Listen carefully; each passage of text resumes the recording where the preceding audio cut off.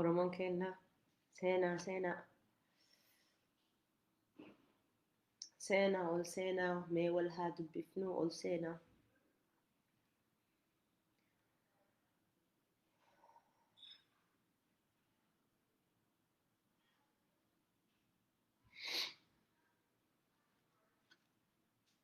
Akkam jirtan isin hundinuu? Welcome.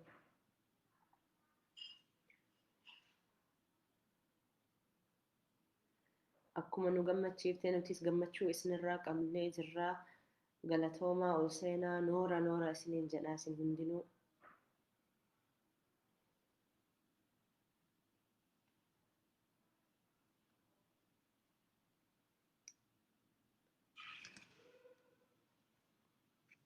Warra isin amma ol seentanii fi anaa dhufuu isiniin jedhaa. Warra nu hordofaa turtanii guyyaa guyyaatti viidiyoo kana akka hordofaa turtan isin galatoonfannaa. Nuti uummata Oromoo taanee torbaan tokko kana keessatti waan hedduu nutti dhagahame akka Oromootitti, akka sabaatti, akka nama dhuunfaatti waanuma godhuu wallaallee dadhabnee manuma keenya keessa haala koronaavaayirasii kanaa wajjin mee maaluma godhuu dandeenya jennee wal gaafannee nuti akka hawaasatti, akka warraatitti, akka namaatti maal akka godhuu qabnu jalqabumarra isiniif ibsaa ture. Yaa obboleeyyan kiyya, imimmaan keenya ofirraa haquu qabnaa, fuula keenyarraa haxoofnee haqannee qajeellatti ol dhaabannee wanti nu godhuu qabdu dalagaa keenya dhimma Oromoo mormuu itti fufuu nurra jira. Justice for Oromo people gan jenne yeroo jalqabaatiif nuhi miti ka Oromootiif gadi baanee yaanee ka Oromoof tattaafanne. Nu dura nama hedduu ture, ammoo dhiyenna kana keessa torbaan takkaa fi hayyoonni keenya Haacaaluu Hundeessaa ajjeefameetiin achii booda warra hoogganaa Oromooti ka biyyatti haala nagaatti deebi'anii seera kabajanii karaa nagaatiin bakkee ofii filannoo bara kana keessatti argamuudhaaf hidhamanii jirani. Kana hunda eega nuti mul'isani maaluma cal'isuu nurra hin jiru jenneetumaan jalqabumarraa yoo ka yaadatu taatan Twitter keessan banadha, sagalee keessan beeksisa. Yeroon keenya yeroo addaati, akka yeroo duriitii miti. Sagaleen keenya haashtaagii goonee kana ummanni hunda sagalee keenya beekuu qaban. Samii gubbatti ilaaluu dhiisi, interneetuma gubbarra si arguu qabani. Awustiraaliyaa keenya kanarra eegallee namni cufti manuma isaanirra eegalaniiti yoo katattaafatu tahan walirra jechuun walitti dhufee heddumminaan waa hedduu dalaguu dandeenya jechuu kiyyaati yaa ilmaan Oromoo kiyya. Oromoon tiyyaa humna qabnaa, baa'inni qabnaa, baa'inaan qabnaa, heddumminaan qabnaa, waan hedduu harkaa qabnaa. Wama harkaa qabnu kana itti fayyadamuu nurra jira. Namni baay'inne yoo hin qabaanne nama tokko qofa irratti irkatanii nama tokko qofaa sanirraa waan cufaa eegan. Akkasumas nama san yoo buqqisuu barbaadanillee nama tokkittii san irra buqqifteetiin nama sanillee buqqisuu dandeetta. Nuti Oromoo nama miliyoona 50 nama tokkoo miti, nama hedduu qabna, waa hedduu qabna. Nuti namni miliyoona 50 kenna ka biyya alaa keessa jiru nama miliyoona meeqa taanee jirra. Nuti walii gallee sagalee tokko taanee yoo ka gadi bahuu dandeenye waa hedduu godhuu dandeenya. Karaa tokkorra yoo nu buqqisuuf deemanillee karaa biraatiin waa hedduu godhuu dandeenya. Wanti nama Oromoon maaliif akka sodaatan jettee yoo qoratte heddumminaan kenna sodaatan. Oromoon akkan kufamtullee hedduu nama sodaachisa. Yoo nu kuffisuu tattaafatanillee hin kufnu bar. Twiiterii keessan banadha. Suuraa keessan diimeessa. Waan bakka isin social platformii keessan guutuu qulqulleeffadha. Iyyachuu qabna. Nuti Oromoo amma obboleeyyan keenya biyya hedduu biyya ambaa keessatti, biyya Ameerikaa keessatti, biyya Norway, biyya Germany, biyya Faransaay nu isin hordofaa jirra waan gaarii irra jirtanii bar.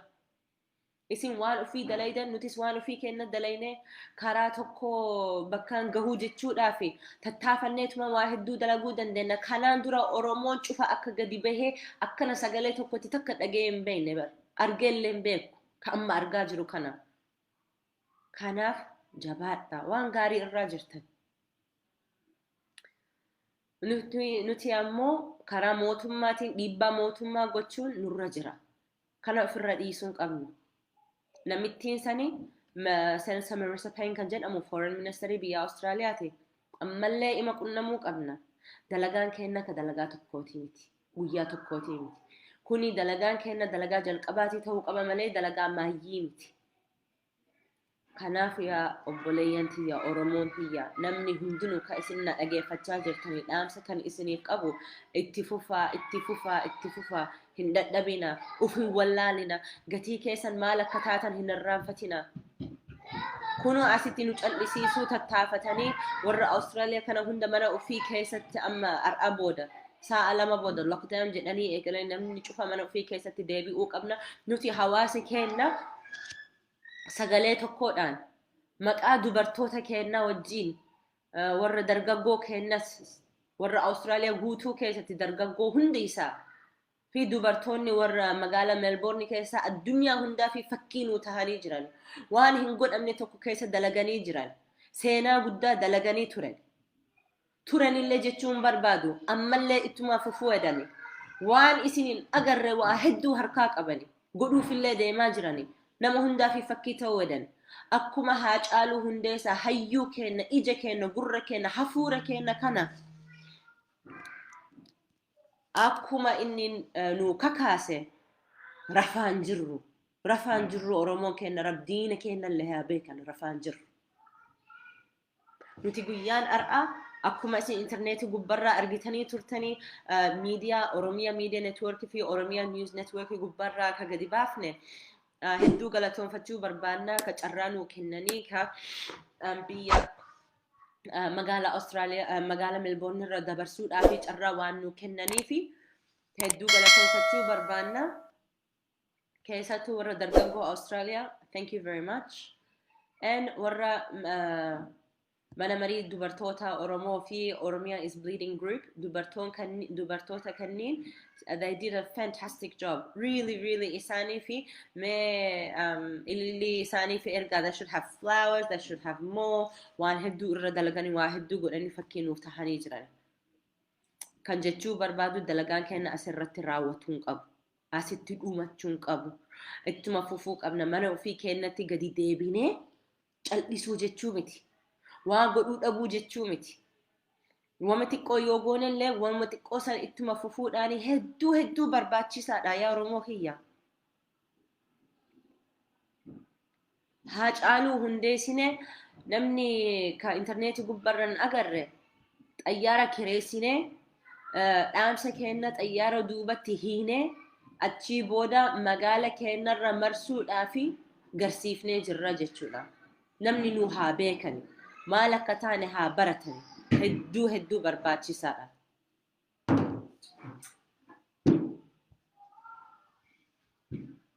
Namni asitti gaafii kana gaafataa jiru Twiiterii hangam takka bu'aa buusuu dandeenya bu'aan isaatu naaf hin galle dhiifama. Okay, Twiiterii jechuun biyya kana jechuun addunyaa kana keessatti waa'ee Twiiterii sheerii yeroo gootan dhaamsa keessan addunyaa hundaa akka dhagahuu danda'u dabarsuudha. Miidiyaalee kama isin qabdani kanuuf qabna TV kana nama muraasa qofaatu ilaala malee nama hunda ilaalu. Twiiterii gubbaa immoo wanni hedduu achirra jira. Miidiyaalee achi gubbarraa ilaalani. Namni Twiiterii gubbarra sheerii heddumminaan yoo ka godhu tahan trending kan jedhamu wanti nu irra jirru kana jechu maaltu haarawaa jennee yoo wal gaafanne wanni haarawaa ta'e addunyaa keessatti Haacaaluu Hundeessaa haa ta'uu jedhee ummata hundatti beeksisuun barbaade.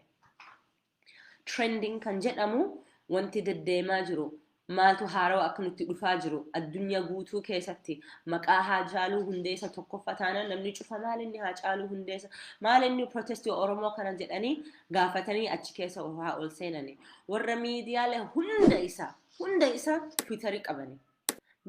Miidiyaatti yoo jechuu barbaade Twiiterii gubbarraa dhaquu sii wayya. Kanaafuu Twiiterii keessan banadha. Feesbuukii keessan akkaawuntii ofii dhaabdanii jirtanii akkaawuntii keessan waa saahibni kee qofa si arguu danda'a. Namni si jaalatu ka hirmaatee si hordofuu barbaadu si arguu danda'ani. Ammoo Twiiterii gubbarraa tamam. Kun intalti yana waamaa jirti. You have to wait. Hayya kotte.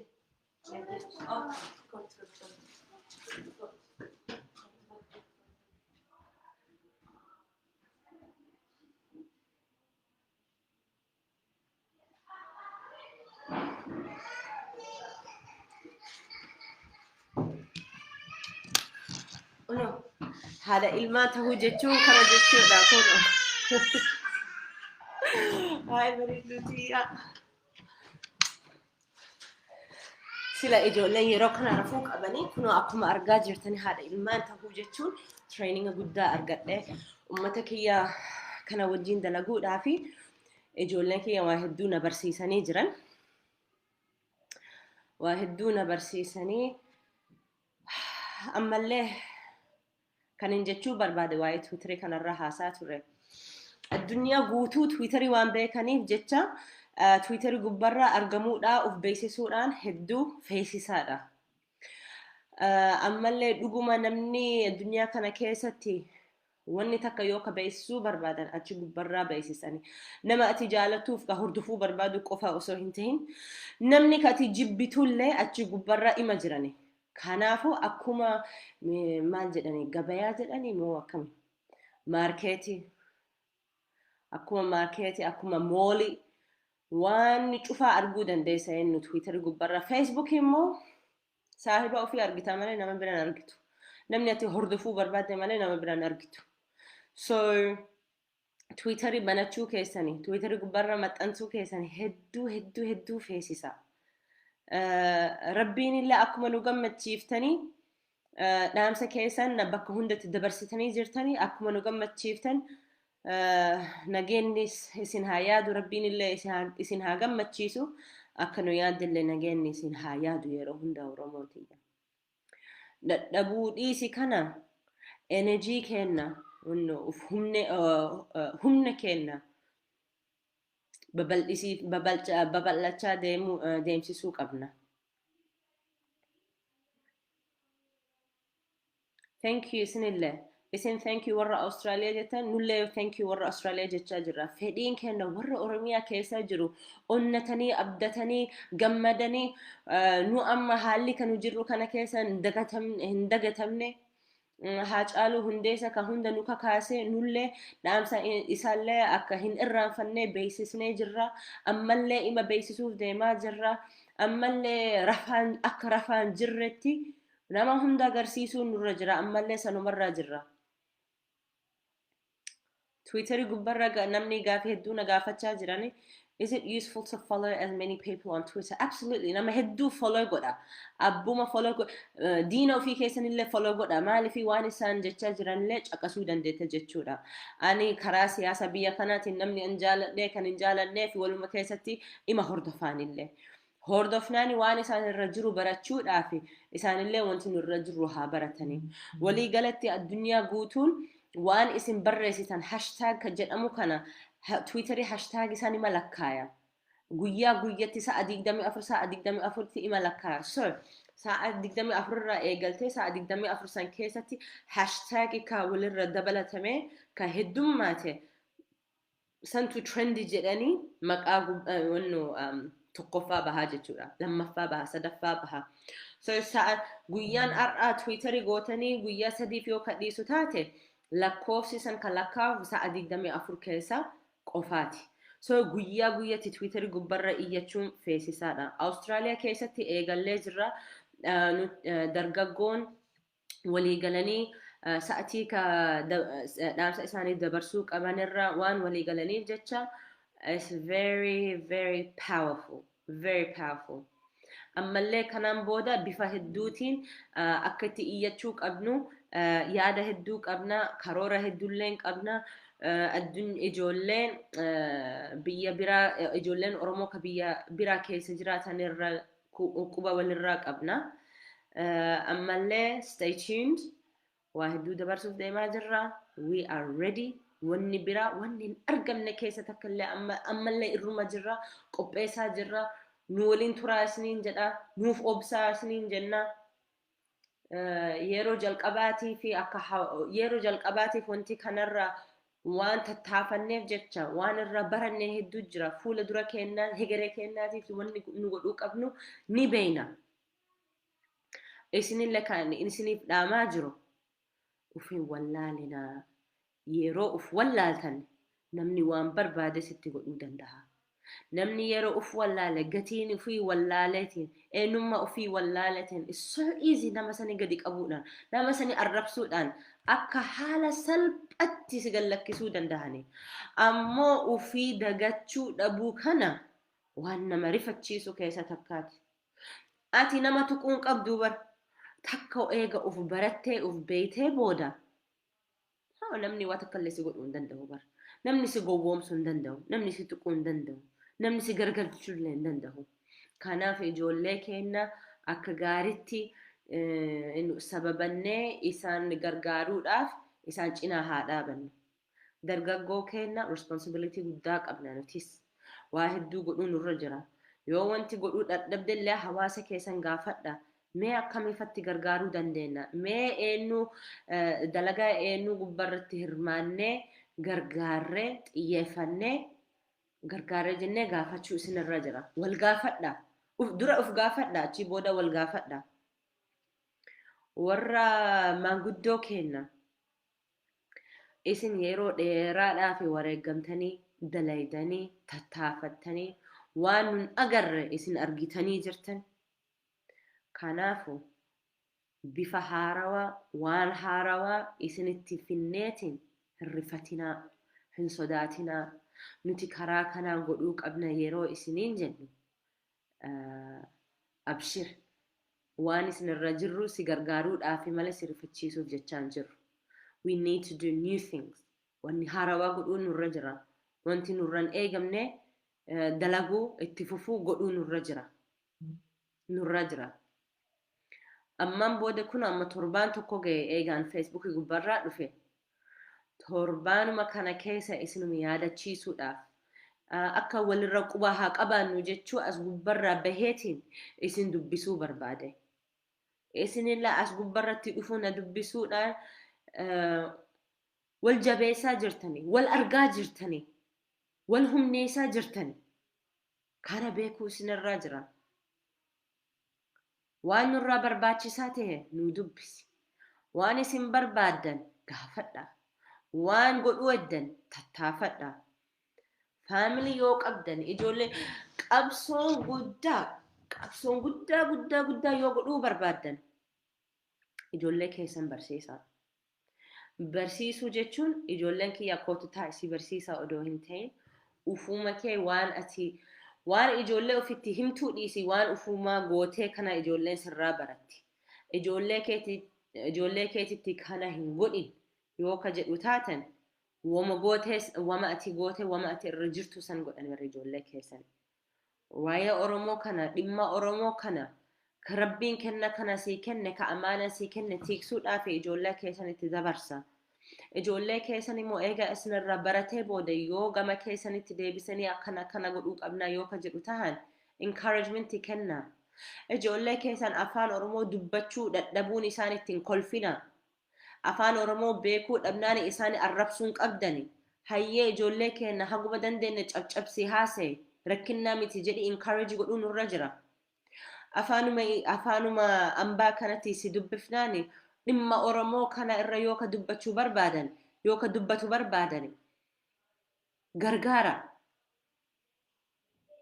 lammataan man booda ummanni Oromoo kiyya gaafan ijoollee argu Awustiraaliyaa kanarraa eegala ijoollee keenya caccabsanii afaan Oromoo fi afaan Ingilishii yeroo walitti makan ijoollee maalinni ka afaan Oromoo haasa'uu hin dandeenye maali jennaan ijoolleen ni saalfatanii barbeeyta dhufanii toltuu wanti jedhu wallaalee jedhaniitumaan saalfatanii warra Oromoo bira argamuun fedhan yoo dargaggoo yoo ta'e malee maaliif dargaggoon walin arrabsanii afaan yoo beekuu dhabanillee irraan kaayatanii wanni guddaan dalagaa namaa laalan waan isaan irra jiran laalan namni afaan Oromoo yoo hin baranne faamilii isaanii yoo hin barsiifne kun badii ijoolleetii miti bar namni beekuu dhabnaanii dhiisi ijoollee keenya amman booda afaan keenya kana haasa'uudhaan barsiisuu qabna guddaa yoo tahanillee nuti isin maanguddoo nama guddaa taatane mee akkamitti isin gargaaruu dandeenya mee isin yaada maal faa qabdanii mee nu beeksisa jedhaa gaafadha ijoollee keessan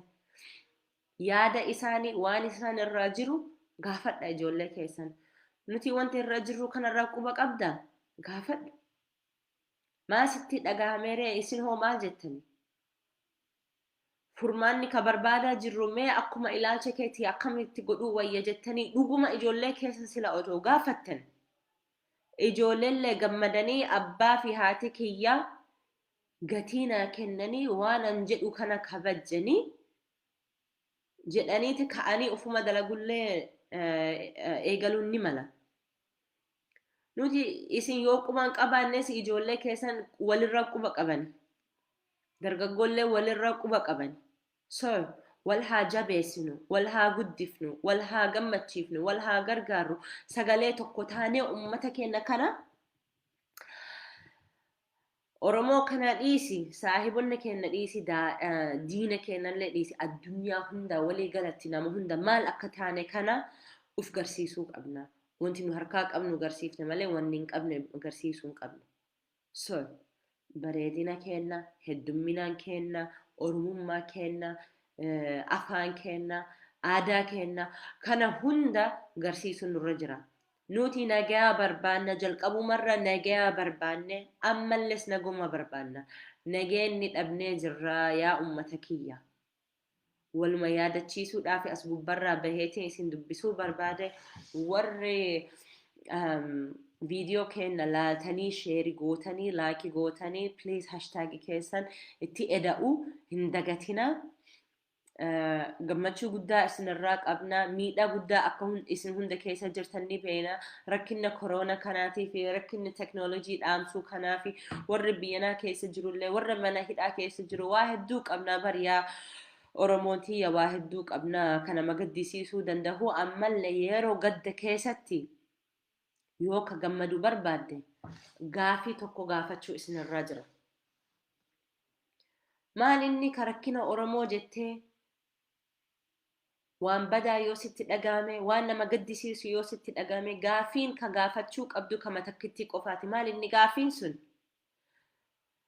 namni gargaaruu jiru eessa jiranii jedhaa gaafadha maaliif rakkoo hunda keessatti wama ta'ellee haa ta'u rakkina hunda keessatti namni ka gargaaraa jiru warra rakkataa gargaaraa jiru ima jiran nama san barbaadda nama san uf keessan itti maxxana nama san waliin nama sanitti uf keessan akka gaartii siquu isinirraa jira you be close to the people who are helping and always ask where are the helpers there are always people helping no matter how small there are always people helping Oromos are the helpers I wish you all the best a big congratulations to the Melbourne Oromo community in particular the mothers groups the women's groups who banded together to put our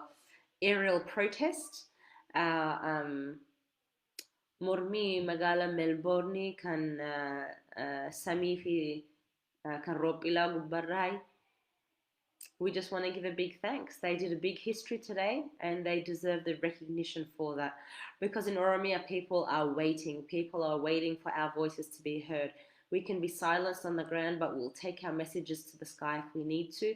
And we have plenty more strategies awaiting. And my message to everyone is that you've got this, guys. You have something that so many people want. And if you don't look after it, they'll take it away from you. So it's time to look after what we have, time to look after ourselves, and time to look after what our ancestors and forefathers have fought for years and years and years for, and people like Haj Ali were ruthlessly shot for. So thanks very much, guys. It's been a big day today. Guyyaan har'aa guyyaa gammachuullee osoo hin tahin guyyaan kan wanti nu godhuu dandeenyu ibsu garsiisu jechuudha. Hedduu isin galatoonfachuu barbaada, keessattuu warra dubartoota warra magaalaa Meelboornii, Awustiraaliyaan, Oromoo guutumatti akka biyyaatittiif garsiifnee jirra. Akka gaariitti jabaachaa jirtanii fayyaa nuu tahi. Boruu ani torbaan tokko qofa kana godhuu deemaa jirra jedheetiin mee as gubbarraa barreeffadha waan isin barbaadan bakka kanatti deebi'uu wayyamoo gadhiisuu wayyamoo maaltu isiniif tole maaltu isiniif wayyaa jedhee isin gaafachuu barbaade tattaafadha. As gubbarraa naaf barreessaa waan isin jettan barreeffadheetiin isiniif deebisaa jechuudha. Hedduu galatoomi fayyaa naa tahi nagaan naa jiraadhu nagaatti.